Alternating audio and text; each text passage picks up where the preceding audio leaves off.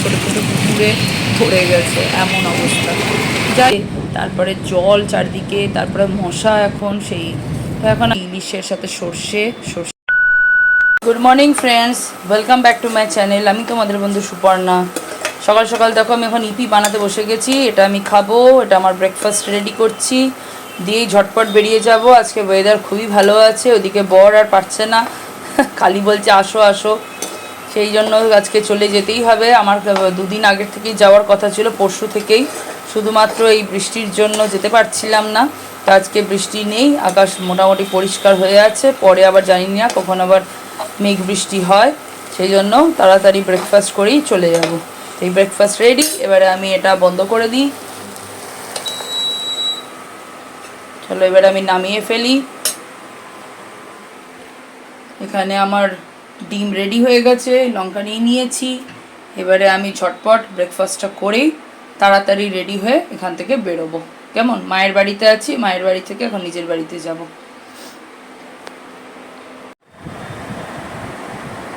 Breakfast আমার ready, এই দেখো ইপি বানিয়ে নিলাম। আর আমি এখানে একটু কাঁচা লঙ্কা দিয়েছি, আমার কাঁচা লঙ্কা দিয়ে দারুণ লাগে খেতে। চলো আমি ঝটপট ব্রেকফাস্টটা করে নিই, বুঝলে।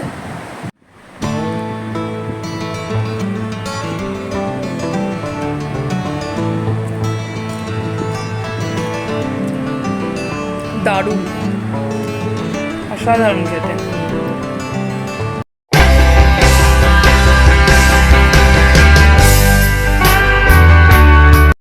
হ্যালো বন্ধুরা, ওয়েলকাম টু মাই ইউটিউব চ্যানেলটি সাবস্ক্রাইব করো আর সঙ্গে থেকো। রেডি হয়ে যখন বেরোই তখন দেখো আবার বৃষ্টি শুরু হয়েছে, আর এই বৃষ্টি যেন ছাড়ছেই না, রেগুলার ঝমঝমিয়ে বৃষ্টি। আর লাস্ট শুক্রবার থেকে তো খুবই বৃষ্টি হয়েছে, শুক্রবার বিকেল থেকে একভাবে। সেই জন্য আমি টোটো আগে করে নিলাম, টোটো করে যতটা যাওয়া যায় এগিয়ে যাচ্ছি, কারণ বৃষ্টির মধ্যে না এমনি জ্যামজট লেগেই থাকে, আর চারিদিকে জল জমে থাকলে গাড়িও চলতে অসুবিধাই হয়। সেই কারণেই আর কি, এখানেও দেখো লোকজন সব দাঁড়িয়ে পড়েছে বৃষ্টির জন্য, এত বৃষ্টি হচ্ছে।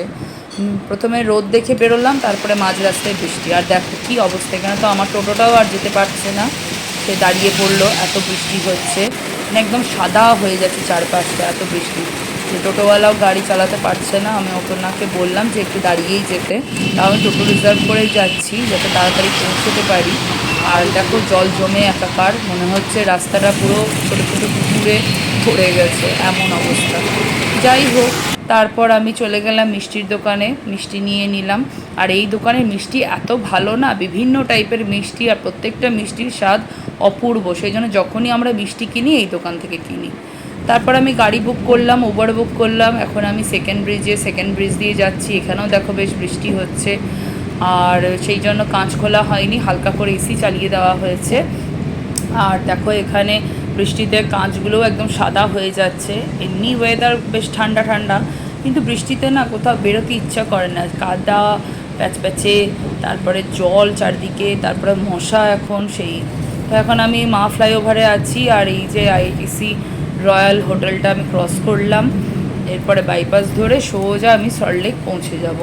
তো এইভাবে আমি বৃষ্টিটা মাথায় নিয়েই বেরোলাম, নাহলে তো বেরোনোই যাচ্ছে না। তারপরে বাড়ি এলাম, বাড়ি এসে চান খাওয়া করলাম।